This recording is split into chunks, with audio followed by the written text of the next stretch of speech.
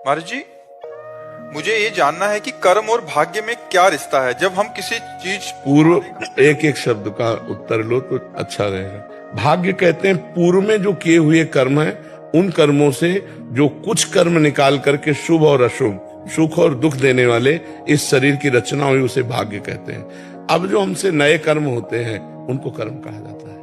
कर्म और भाग्य में अंतर है। पूर्व के किए हुए कर्मों के परिणाम स्वरूप जो मुझे देह मिली, ये भाग्य से मिली।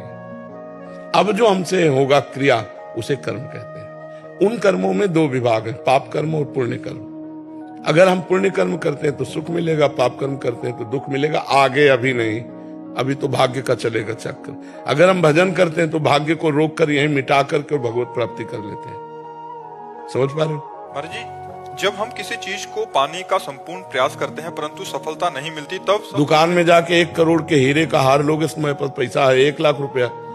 ऐसे ही यहाँ जो तुम्हें चाह है उसके अनुसार से तप करो, उतना भजन करो, उतना पुण्य करो, तब आपको प्राप्त होगा। ऐसे थोड़ी प्राप्त होगा। एक पापी आदमी बहुत धनी दिखाई दे रहा, बहुत सुख सुविधा दे, वो पूर्व का पुण्य आत्मा है, उसने पुण्य किया है। अब वर्तमान में उसकी खेती पाप की है, पूर्व का पुण्य है, इसलिए खूब सफल है। और जिस समय पूर्व का पुण्य खत्म हो जाएगा, उस समय उसकी विध्वंस हो जाएगा, पतन हो जाएगा, उसका नाश हो जाएगा। समझ पा रहे हो जी?